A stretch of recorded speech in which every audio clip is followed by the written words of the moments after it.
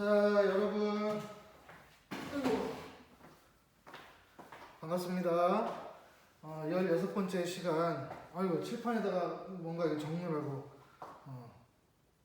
죽는 줄 알았네. 농담이고요. 자, 여러분, 약속대로 오늘 5월 15일 스승의 날이네. 여러분들의 마음 다 느껴지고 있습니다. 고마워. 자, 오늘 자료 수집 방법, 선생님이 원래 애초에는 이 5가지의 종류 한 방에 왕추에 다 끝내려고 했는데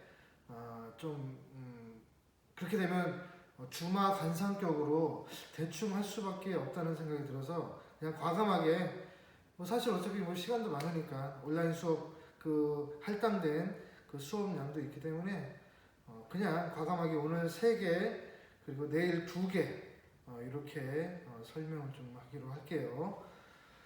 그렇게 되면은 학습지의 내용도 17차시까지로 변경을 해야 되겠구나. 그건 중요한 게 아니고. 자, 날씨가 비도 오고 있고, 좋아요. 선생님은 개인적으로 비 오는 날씨를 좋아할 때도 있습니다. 물론 화창한 그런 날씨도 좋아하지만 쓸데없는 소리 또 했네. 자, 오늘은 선생님이 수업을 좀 편하게 하려고 미리 칠판에다가 이렇게 좀 적어놨는데 여러분들 가지고 있는 학습지에 있는 내용이라는 그 내용은 애들이 보는 거라면은 이런 식으로 이렇게 수업을 하는 거는 고등학교 1학년 정도면은 고등학생 정도면은 이 정도는 좀 충분히 볼 수 있을 거라고 생각을 합니다. 그렇기 때문에 요 역시도 여러분들 학습지의 내용들 그 순서 질문지법, 면접법 이런 순서는 선생님이 크게 상관하지 않는데 학습지에 있는 내용들은 필수적이고 핵심적인 내용들은 분명히 있지만 이 내용을 가지고 거기에다가 필기를 하는 거는 좀 제약이 있기 때문에 연습장에 한다든가 아니면 그 해당 그 페이지의 뒷면이나 기타 다른 지면을 활용해 가지고 적으시면 되겠습니다. 아니면 이 수업 내용을 듣고 그 학습지의 빈칸이라든가 내용들 추가해가지고 알아서 자유롭게 적어도 크게 무리가 되진 않을 거예요. 알겠죠? 자, 그런 의미에서 한번 오늘은 읽어보자. 자, 자료 수집 방법, 학습 방법이라고 적었네. 학습 방법이 아니지? 잠시만요. 학습 목표를 선생님이 읽어볼게요. 자, 오늘은 질문지법이랑 면접법이랑 그리고 참여관찰법 이 3가지 자료수집 방법의 특징이랑 장단점을 설명할 수 있는 것이 오늘의 미션이에요. 됐지? 그럼 다음 수업은 뭐겠어? 당연히 오늘 하지 못한 문헌연구법이랑 실험법에 대한 얘기를 좀 하겠지. 자, 오늘 이 3가지 질문지법, 면접법, 참여관찰법에 대한 얘기를 하려고 하는데 각각의 어떤 자료 수집 방법이 가지고 있는 간략한 특징들 그리고 각각의 그 수집 방식의 장점과 단점 여기 안 적어놨다. 아까 이게 좀 젖어가지고 장점과 단점 이렇게 해가지고 크로스 체크도 할 수가 있어야 돼요. 예를 들어서 질문지법의 단점이 면접법에서 장점으로 승화되는 놀라운 현상을 보게 될 거예요. 마찬가지로 질문지법이나 면접법이 가지고 있는 단점들이 이 참여관찰법에서 어떤 장점화되는 어떤 놀라운 경험도 겪게 될 겁니다. 이렇게 되면 너무 기대를 하니까 안 되고.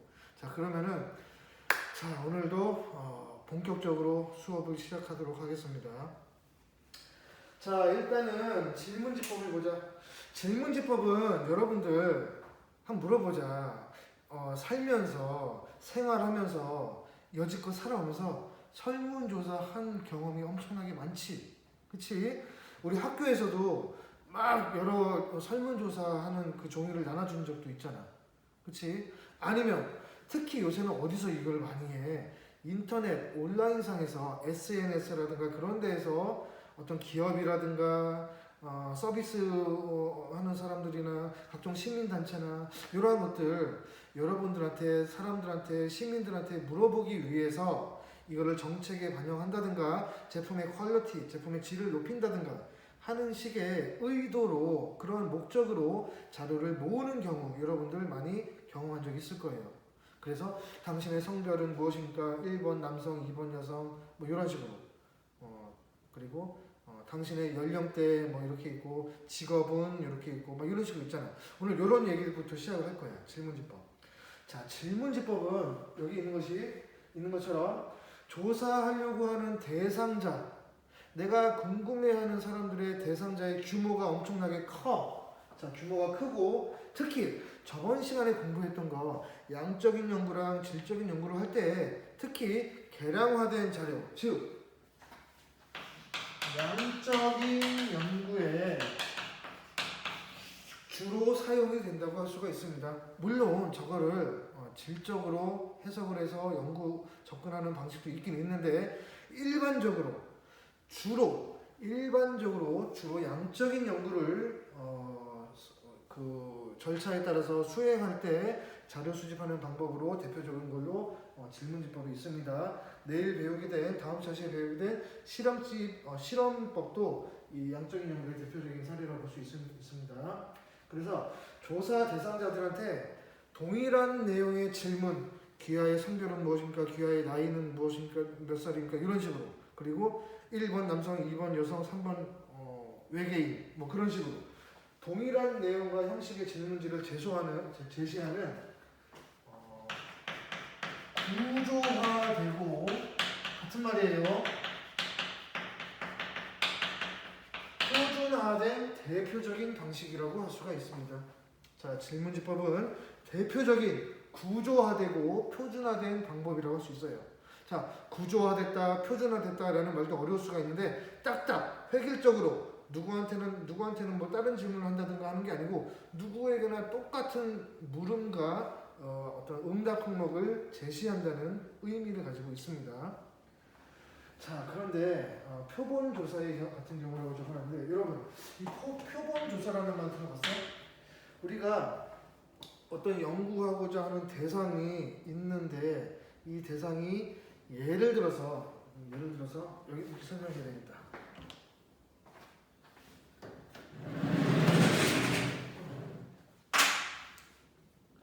자, 내가 궁금해하는 사람들이 이렇게 있는데 여기 무수히 많은 사람들이 이렇게 있겠죠. 그렇지? 예를 들어서 여기 있는 사람들이 1000명이라고 가정해보자. 1000명. 자, 이 사람들이 1000명이라고 가정했을 때 나는 이게 질문지법은 다수의 사람들을 대상으로 할 수 있으니까 이 1000명에 대해서 직접 설문지 1000장을 만들어서 뿌릴 수도 있겠지. 그치? 그러한 식으로 조사하려고 하는 이 대상들을 상대로 직접적으로 모두 다 조사하는 것을 전수조사라고 해요. 그치? 연구하고자 하는 이 대상 모든 사람들을 전부 다 하나도 열외 없이 전부 다 조사하는 것을 전수조사라고 하는 거예요. 이거 비록 질문지법이라고 해서 효율성은 있다고 하지만 그래도 일반적으로는 잘 하지 않습니다. 물론 하는 경우도 있긴 있어. 우리나라의 인구 총 주택 총 인구 조사라든가 뭐 센서스 같은 거 있는데 일반적으로는 이 수많은 사람들, 이 1000명 중에서 몇 명의 사람들만 이러한 식으로 우리 요거를 샘플이라고 하는 거예요. 그치? 이 샘플이라고 하는 거예요. 샘플. 이거를 샘플이라고 하는데 이거를 우리나라 말로 표본이라고 하는 거예요. 표본. 오케이? 그래서 요 전수조사가 아닌 일부의 사람들만 싹 뽑아가지고 하는 조사를 표본조사라고 하는 거예요. 알겠지? 이해됐지? 그치? 그런데 이 표본조사의 경우에는 가장 중요한 것이 있으니 그것이 바로 대표성이라고 하는 거예요. 대표성. 리프레젠테이티브니스. 대표성이 있어야 돼. 자, 예를 들어봐. 여기에 다시 한번 그려볼게. 여기에 무수히 많은 사람들이 있는데 잘 보세요. 무수히 많은 사람들이 이렇게 있는데 이거 길어야 된다. 잠깐만 이게 안 지워지네. 다시 여기다 보자. 자, 잘 봐봐. 여기에 1000명의 사람이 있었지. 1000명의 사람이 있는데 이런 식으로 사람들이 엄청나게 많이 있는 거야. 잘 보세요. 엄청나게 많은 사람들이 있는데 이렇게 여러분 누가 그만하라고 할 때까지 그럴 것 같은데 농담이에요. 자, 이 중에서 뭐 100명이면 100명, 50명이면 50명, 10명이면 10명 이렇게 일부분만 뽑아서 샘플로 뽑아서 하는 걸 표본조사라고 했잖아. 근데 이 표본들이 대표성이 있어야 된다는 거야. 만약에 이 표본이 대표성이 없으면 이 질문지법 자체는 의미가 없는 겁니다. 선생님이 이거를 여기에서 표본을 예를 들어서 잘 봐봐. 예를 들어서 여기 표본을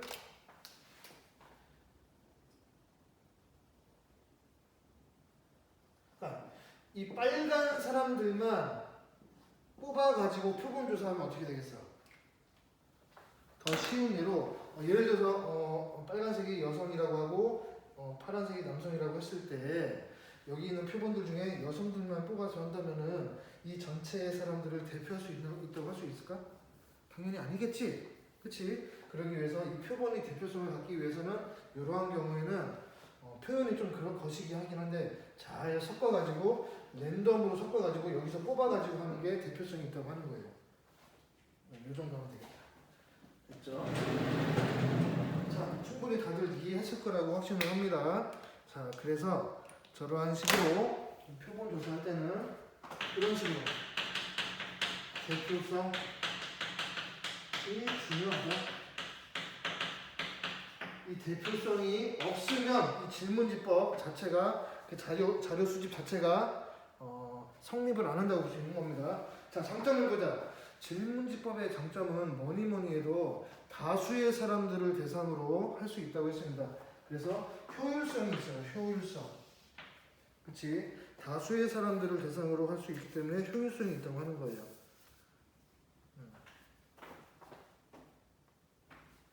그리고 시간이랑 돈, 비용 등이 상대적으로 다른 어떤 자료 수집 방법에 비해서 적게 든다고 볼 수 있습니다. 적게 든다, 이렇게. 그치?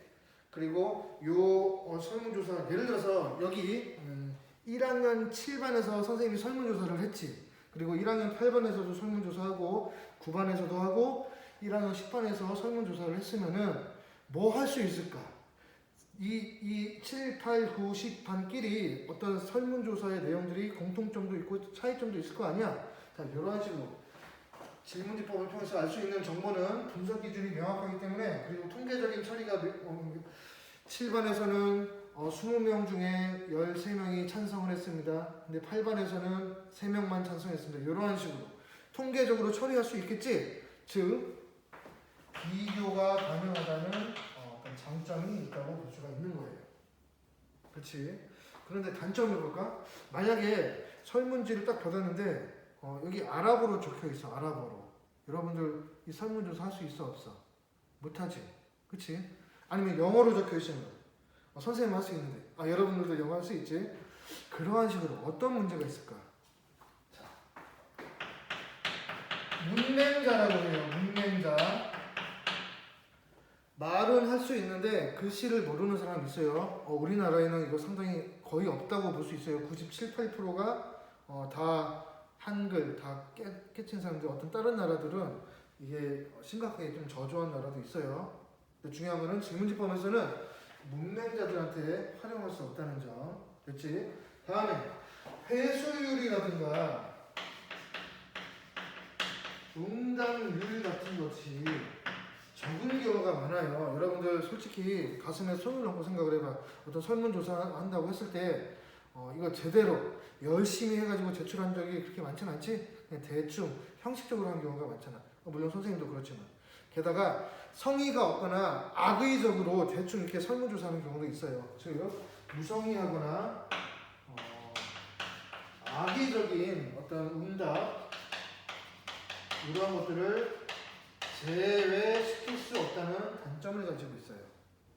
알겠지? 자, 마지막으로 아까 얘기했듯이 표본이 만약에 대표성이 없다면은 일반화 자체가 곤란하다고 하고 있습니다. 일반화라는 건 뭐야? 보편화라는 건 뭐야? 일반화는 시간과 공간 이런 거를 초월해서 언제든 어디서나 누구에든 적용 가능한 그런 보편적인 원칙이라고 할 수 있는 겁니다.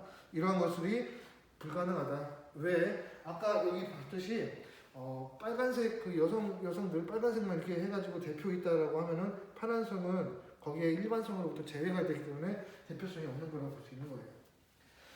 자, 다음에 면접법을 보자. 면접법을 영어로 뭐라고 해요? 인터라는 말이 뭐라고 혹시 기억나나? 어떤 두 개체 간의 어떤 뭐 상호작용이랑 뭐 그렇게 설명을 했잖아.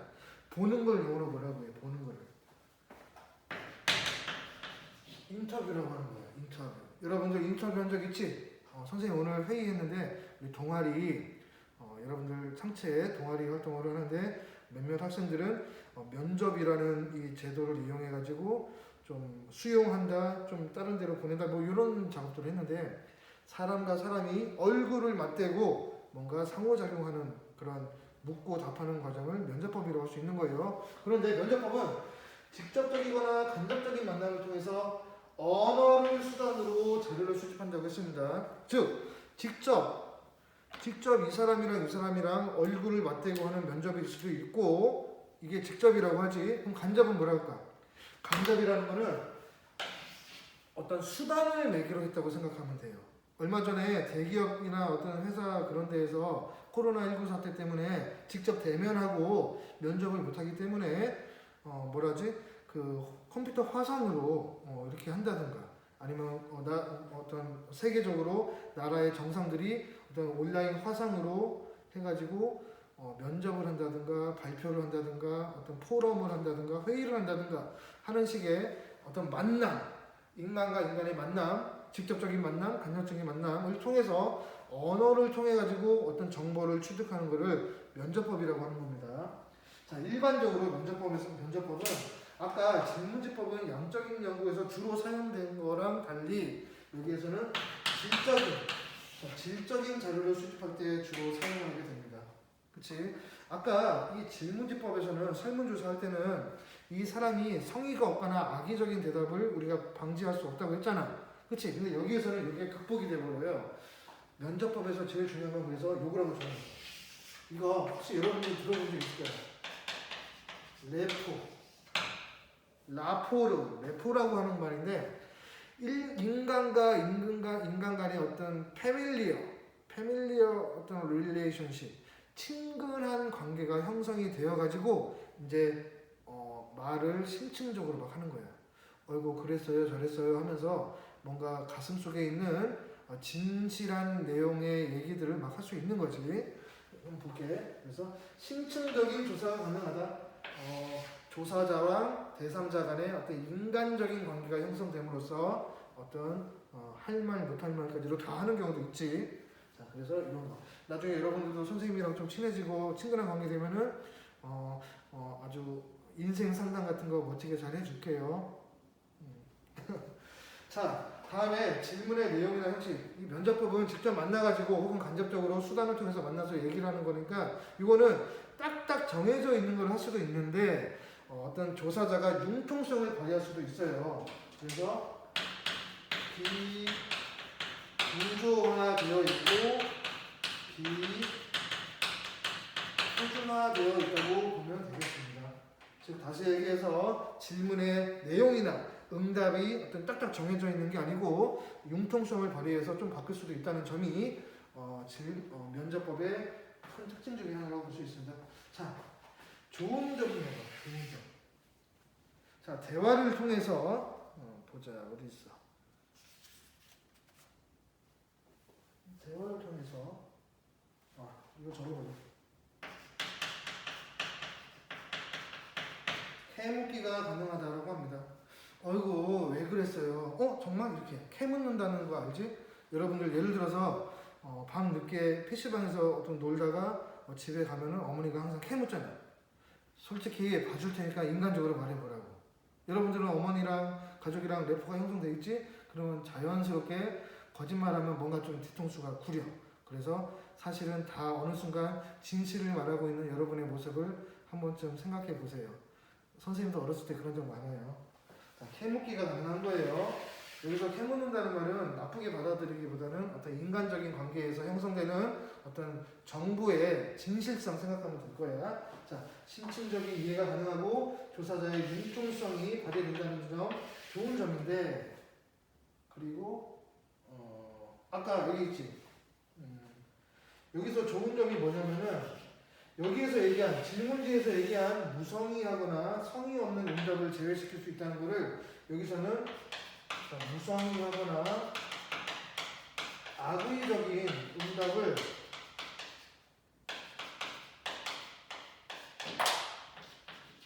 차단시킬 수가 있다는 장점을 가지고 있습니다. 얘가 말하는 사람이 좀 거짓말하는 것 같으면은 야 좋게 얘기해, 인간적으로 솔직히 얘기해봐 라고 해서 조사자가 원하는 정보를 얻을 수 있다는 점. 다음에 나쁜 점을 봅시다. 면접법이 나쁜 점은 뭐니 해도 이거 시간이랑 비용이 적게 들겠어 많이 들겠어? 당연히 많을까? 많이 들겠지. 한 사람 한 사람 만나서 얘기를 하는데 얼마나 많은 시간과 돈 이게 좀 들어가겠어요. 즉 여기에서 효율성이라고 했던 이 내용들이 여기에서는 단점으로 작용을 하는 거예요. 그리고 대화를 하다 보면 면접을 해서 대화를 하다 보면은 사람마다 다 다른 얘기들을 하겠지. 물론 공통되고 유사한 얘기를 할 수도 있겠는데 다 다른 얘기들을 할 거란 말이야. 그래서 요걸 가지고 다른다는 거를 기준으로 이 기준도 없는 상태에서 요거를 가지고 분석을 한다는가 이 비교를 한다는 것 자체가 원천적으로 불명확하다고 볼 수 있는 거예요. 끝으로 이 면접법에서는 이 조사하는 사람의 주관이라든가 편견, 선입견, 고정관념 등이 작용을 해가지고 연구 자체가 자의적인 상황, 주관적인 상황으로 갈 수 있다는 위험성을 내포하고 있습니다. 됐지? 시간이 좀 있나? 자, 다음으로 참여관찰법 보자. 자, 이거 좀 중요한 겁니다. 이 면접법에서는 봐봐. 질문지법에서는 아까 문면자들한테는 활용 곤란하다고 했잖아. 근데 면접법에서는 문맹자의 정보도 얻을 수 있다는 장점을 가지고 있습니다. 자, 문맹자를 통한 어떤 자료 수집도 가능하겠지. 자, 그 사람이 글을 모를 뿐이지 말은 할 수가 있잖아. 그치? 말을 할 수 있기 때문에 어떤 심층적인 정보 충분히 캐치할 수 있다는 점이 질문지법이랑 면접법의 어떤 크로스 체크되는 부분이에요. 자, 질문지법이든 면접법이든 일단은 문서로 하든 말로 하든 의사소통이 가능해야 되겠잖아. 그치? 근데 의사소통이 안 되는 사람들에 대한 정보를 얻고 싶으면은 요거 둘 다 안 되겠죠. 그치? 그럼 어떻게 해야 될까? 그래서 나온 자료 수집 방법이 참여관찰법이에요. 그래서 연구자가 연구 대상이랑 함께 생활하거나 직접 참여하여 그냥 참여하며 관찰을 하면서 기록을 하는 거, 이거를 참여관찰법이라고 합니다. 자, 내가 어떤 거에 참가해가지고 이 관찰하면서 기록을 하는 거, 그렇지? 자, 내가 이걸 기록을 하는 거는 상당히 나 혼자만의 영역이다 보니까 주관적인 영역이라고 볼 수 있는 거죠. 그치? 숫자로 물론 이렇게 할 수가 있는데 몇 명이다 이렇게. 근데 일반적으로 참여관찰법은 마찬가지로 질적인 자료라고 할 수가 있습니다. 그치? 그리고 심층 조사를 위해서 비교적 장기간에 걸친 연구를 하는 경우가 많아요. 이거 옛날에 우리 인류학자들이 실제로 저기 남아메리카 이쪽이나 오세아니아 여기 섬 군도 필리핀 군도 이런 데라고 하잖아. 여기에 원주민들 대상으로 원주민들이 말이 안 통하고 하니까 거기에 직접 들어가가지고 같이 생활하면서 이 사람들의 어떤 결혼제도는 어떻게 생겼는가, 정치제도, 사회제도, 경제제도 이런 것들 연구한다고 할 때 실질적으로 수많은 인류학자들이 이렇게 조사를 한 경우가 많아요. 근데 문제가 뭘까? 그 인류학자들 중에서 죽은 사람도 많지. 왜? 하필이면은 내가 참여 관찰하려고 해서 참가한 그 원주민들이 알고 보니까 식인종이네? 아이고 그럼 어떡해. 그래서 참여관찰법의 단점 중에 하나가 이 돌발 상황 같은 거에 즉각적으로 대처하기가 상당히 힘들다는 점이 좀 이따 얘기할게요. 자, 비교적 장기간에 걸쳐서 연구를 한다는 거를 좀 어려운 말로 유식한 말로 종단 분석이라고 하는데 그 내용은 좀 초월하니까 안 하기로 하고, 자 종단 적어놓기만 할게요. 자, 종단 연구를 한다고 하고, 이 자료 수집 방법은 가장 전형적인 비구조화 혹은 비표준화 방식이라고 할 수가 있습니다. 가장 전형적인 비구조화, 비표준화 방식이라고 할 수 있는 거예요. 자, 구조화되고 표준화된 거는 질문지법이었지. 그리고 비구조화되고 비표준화된 거는 면접법이었잖아. 근데 가장 구조화되고 가장 표준화된 것도 있겠지. 그거는 실험법이에요. 근데 가장 비구조화되고 가장 비표준화된 거는 이 참여관찰법이라고 할 수 있는 거예요. 자, 참여관찰법은 가장 큰 장점은 현실 그대로를, 있는 그대로를, 생동감 있는 그 현장을 그대로 담는다는 의미에 있어서 실제성이 있다고 합니다. 실제성. 어우세팅 시스템이라는 어려운 용어인데, 자료의 실제성이 있다. 그리고 비록 의사소통이 안 되는 그 대상한테도 가능하다는 점. 그리고 대상의 일상적인 생활을 심층적으로 이해할 수 있다. 심층적으로 이해할 수 있기 때문에 관찰자의 주관이 개입이 될 우려도 크다. 그리고 시간과 비용도 당연히 많이 들겠죠. 자, 아까 좀 전에 설명했듯이 돌발 상황에 즉각적으로 대처하기 곤란한 부분. 그리고 마지막으로 윤리적인 부분이 있습니다. 윤리적으로 사람을 대상으로 뭔가 예를 들어서 허락도 받지 않고 참여해가지고 뭔가 기록하고 하면은, 여러분들 우리 예를 들어 오프라인에서 수업을 하고 있는데 나한테 혹은 학생들의 어떤 허락이나 사전 동의 그런 거 전혀 없이 누군가 몰래 여기 CCTV를 설치해가지고, 이것도 참여 관찰하는 거잖아. 몰래 이렇게 숨어서 본다든가, 누가 갑자기 수업하고 있는데 누가 와가지고 몰래 수업 잘하고 있나, 저 사람 저 수업 안 하고 농담 따먹기 하고 있나, 이런 거 감시한다고 생각하면은 선생님은 기분이 좋을까 안 좋을까? 여러분들은 기분이 좋겠어요 안 좋겠어요? 당연히 안 좋겠지. 윤리적인 문제가 있는 거예요. 알겠지? 이러한 식으로 좀 정리를 했는데 시간이 몇 분이나 지났는지 모르겠네. 이거 좀 해야 되거든. 여러분들 과제를 위해서 16표시 과제는 뭐냐면은, 아까 설명을 좀 못한 부분이 있어요. 이 질문지를 작성을 함에 있어서 중요한 원칙들이 있는데, 자, 질문지라는 거는 크게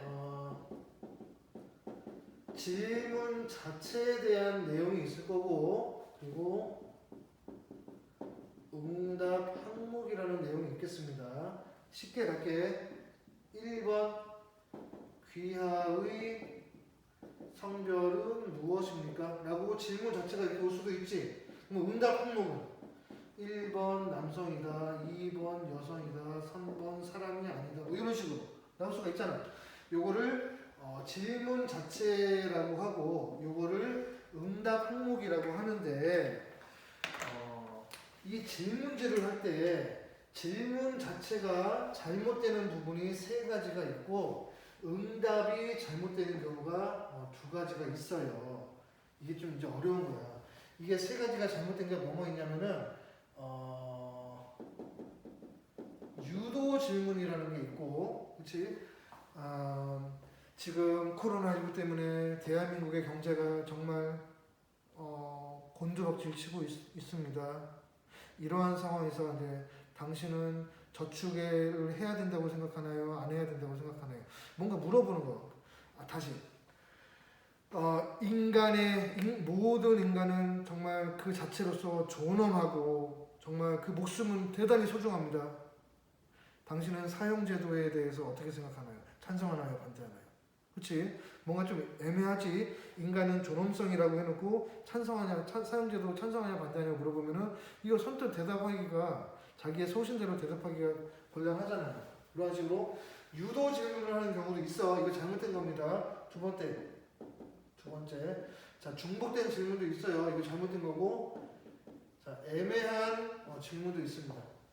모호하게, 애매모호하게 질문하는 경우도 있어요. 이거 조금 이따 살펴볼 거야. 뭐가 잘못됐는가. 다음에 요건 두 가지가 있는데,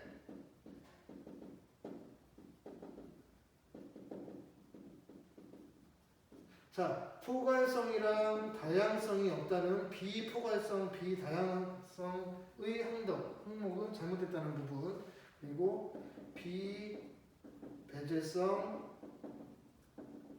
비베타성이라고 하는 부분도 있습니다. 그렇지? 요거를 선생님이 간략하게 설명을 좀 할게요. 아이고 여러분 미안해요. 선생님이 휴대폰으로 영상을 촬영하고 있는데 갑자기 누군가로부터 전화가 오게 되면은 이게 수업이 중지가 돼버리거든. 그래가지고 이거를 영상을 본의 아니게 좀 지금 추가로 부연 설명한 다음에 짜집기 해가지고 편집해가지고 이렇게 붙일 생각이에요. 어쩔 수 없죠 뭐. 자, 이 수업의 흐름이 끊기니까 선생님도 좀 곤란하네. 자, 여러분들 16차시 이 과제랑 관련해가지고 여기 학습지에 이렇게 제시를 해놨습니다. 다음 설문조사서를 보고 무엇이 잘못되었는지 설명하세요 라고 적혀 있습니다.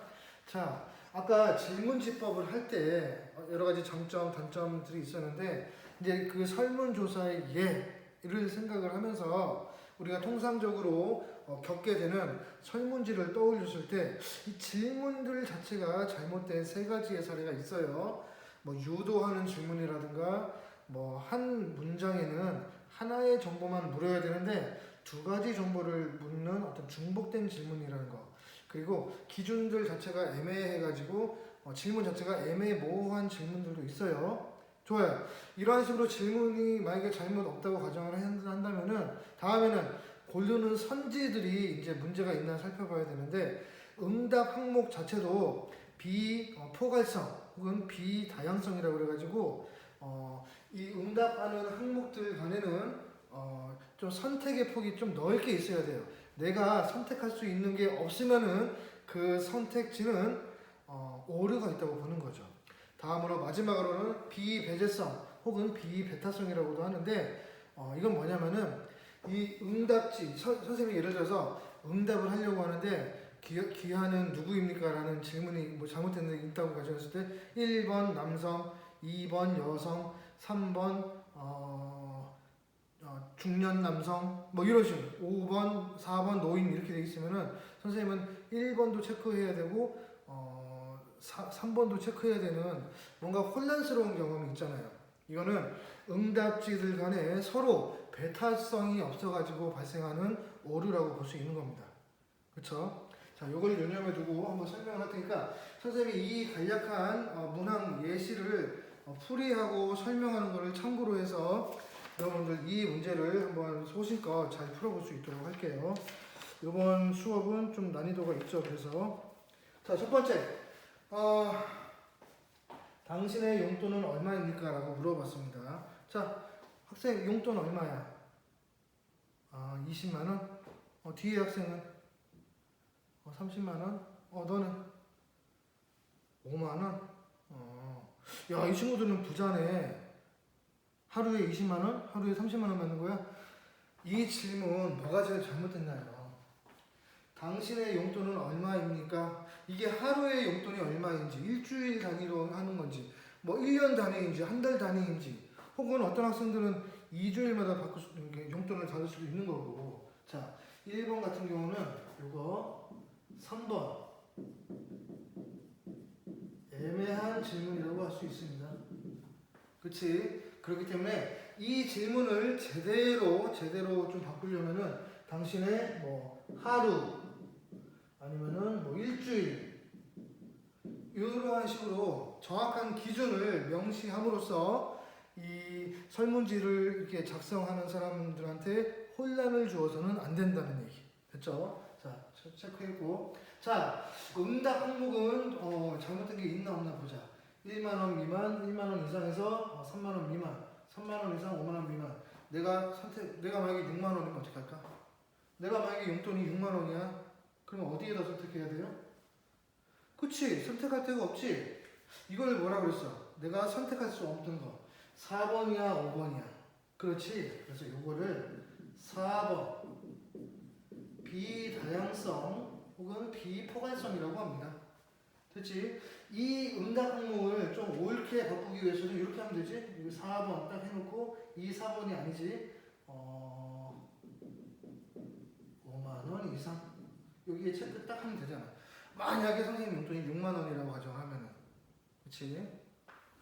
자, 이해됐죠? 지금 쉽게. 다음에 두 번째 보자. 코로나19로 인해 시행 중인 이 온라인 수업은 유익하고 재밌습니까? 이렇게 그냥 낚여가지고 넘어갈 수 있는데 이거 잘못된 게 있습니다. 그치? 뭐가 잘못됐을까? 유익하냐?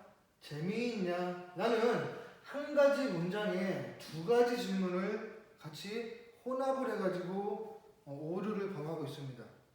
이게 무슨 말이냐? 여러분, 이 온라인 수업이 나한테는 정말 유익하지 않을 수도 있지만 재미없을 수도 있고, 다시 재미는 없지만 유익할 수도 있고, 재미는 있지만 유익하지 않을 수도 있고, 이러한 식으로 각각의 별개의 질문을 하나에 뭉뚱그려 가지고 하고 있기 때문에 이거를 바로 아까 2번에서 얘기한 중복 질문과 관련된 오류라고 할 수가 있겠네요. 즉 다시 말해서 이걸 바꾸려면은 코로나19로 시행 중인 온라인 수업은 유익합니까? 혹은 뭐 문제를 달리해서 재미있습니까? 이렇게 해야 되는 거예요. 하나 물어보죠. 선생님 지금 하고 있는 온라인 수업은 유익합니까? 고마워. 재미있습니까? 재미없다고? 미안. 이런 식으로 이해됐죠? 자, 여기에는 재미있으면 예, 없으면 아니요, 모르면 모름. 이거는 선택의 다양성, 포괄성, 이 상호 간의 배타성 전부 다 충족하기 때문에 오류 없어요. 자, 세 번째, 코로나19 위협 요인은 아직도 큽니다. 당신은 사회적 거리두기 이거 정책에 대해서 어떤 입장인가요? 찬성하나요? 반대하나요? 이거 뭐 하고 있어 지금? 그렇지. 1번 유도 질문을 하고 있는 거예요. 유도 이렇게 하는 게 아니고. 됐지? 자, 유도 질문이기 때문에 이런 거 아니에요. 그냥 요 말을 없애든가 뭔가 유인을 하고 있는 말을 없애고 그냥 여기 당신은 사회적 거리두기 정책이 어때 찬성하냐 반대하냐 물어볼 수 있잖아. 근데 이게 또 잘못됐다는 거 보이지? 그치? 뭐가 있어야 되겠어? 뭐가 지금 부족한 거야? 그러니까 내가 고를 게 없잖아. 즉 비다양성이 4번이지. 비다양성, 비포괄성이 없는 오류이다. 그렇기 때문에 여기에 3번 추가하면 되겠지? 모름 이런 식으로. 그치? 다음에 당신의 하루 공부량은 얼마나 되나요? 요거는 문제가 있어 보이나요? 있어 없어? 있기 없기? 없기. 자, 문제 없습니다. 이건 괜찮아요. 1시간 미만. 내가 한번 공부량을 계산해서 이제 선택을 한번 해보자. 1시간 미만, 1시간 이상에서 3시간 이하. 3시간 이상. 이거 어떤 것 같아? 이게 좀 고어 난이도야. 내가 만약에 3시간을 공부하는 사람이라면은 어디다가 선택을 해야 되나? 그치? 어디다 선택해야 돼? 3시간 이하라는 말은 3시간을 포함하고 있지. 3시간 이상이라는 말은 이것도 3시간 포함하고 있지. 즉 지금 뭐 어떻게 되고 있어요 지금? 이게 중첩이 되고 있지 상호간에. 그래서 이걸 중첩이 된다 비배타성에서 5번 비배제성 혹은 비배타성이 없다고 판별할 수 있습니다. 갑자기 오늘 여름에 배를 타고 놀러 가고 싶네. 농담이고. 이거 이해됐나요?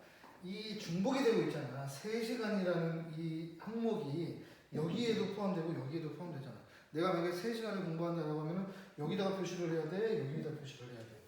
그치? 그렇기 때문에 요거를 옳게 바꾸려면 요렇게 아까 여기 있는 것처럼 미만으로 바꾸든가. 그치? 미만 하게 되면 3시간이 포함이 안 되는 거예요. 그러니까 그때야 비로소 여기 이렇게 딱 자신 있게 이렇게 체크할 수 있는 거지. 자, 이러한 식으로 이게 상당히 난이도가 있습니다. 여러분들 과제 수행을 함에 있어서 지금 이 7가지 문제 응답하는 것들이 있는데 요거를 한번 꼼꼼히 그냥 요거는 답을 맞춘다 안 맞춘다 선생님이 뭐 이런 걸 떠나서 오늘 공부한 내용들을 만약에 제대로 100% 다 이해를 했으면은 좀 시간이 걸리더라도 좀 잘 신중히 한번 잘 풀이 한번 해볼 수 있도록 노력해 봅시다. 알겠죠? 그러면은 지금 선생님이 바로 이어서 지금 지어놨는데 참여관찰법이랑 아니지 문헌연구법이랑 실험법. 이거는 다음 시간에 다음 차시에 바로 계속해서 진행하도록 하겠습니다. 다음 시간에 이 자료 수집 방법 다 끝나는 거고 그 다음 시간부터는 이 교과서 처음부터 끝까지 시험 범위까지 아마 다음 시간 그 다음 시간 17, 18, 19 한 19차시 정도부터는 선생님이 이제 시험 문제를 출제가 어느 정도 완료되었기 때문에 거기에 대한 구체적인 얘기 힌트 좀 할 수 있을 것 같아요. 참고로 또 그 시간에 선생님들끼리 또 회의를 했는데 시험 문제를 그렇게 어렵지 않게 내도록 합의를 봤습니다. 합의를. 그러니까 너무 걱정하지 마시고 계속 좀 재미있게 잘 공부할 수 있도록 화이팅 합시다. 빠이빠이.